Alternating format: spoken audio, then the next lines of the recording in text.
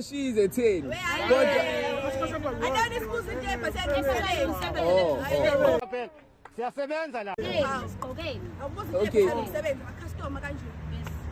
I-customer lihola u-8,500 kodwa lifuna imoto.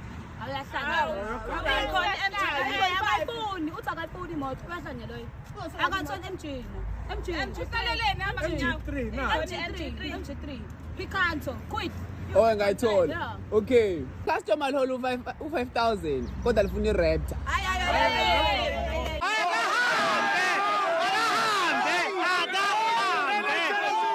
I-customer lihola u-10,000 kuye phezulu kodwa linayo license. As long as kubo ababhizi sibonge esifanayo one-license uzoyithola. Right, kakhulu loyo. I-customer lihola u-12,000 kuya phezulu kodwa li-under debt review. Decline.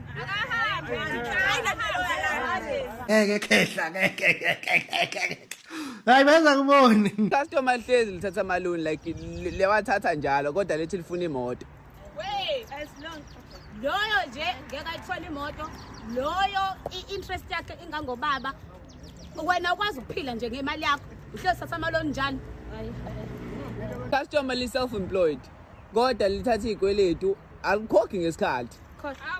Lo muntu nje uthatha nje umuntu out decline. I-customer linemali engango-20,000 kuya phezulu kodwa ayihlali ingena as ama-deposits isheshe iphume.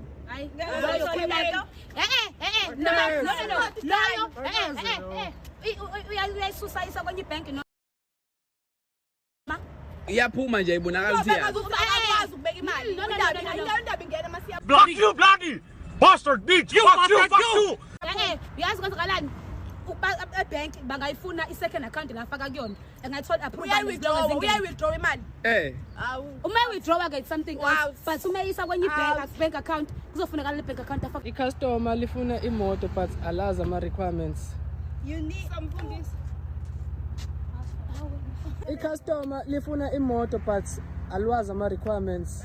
You need your ID, driver's license, 3 months bank statements, pay slips. Let's go. Let's go. Yeah,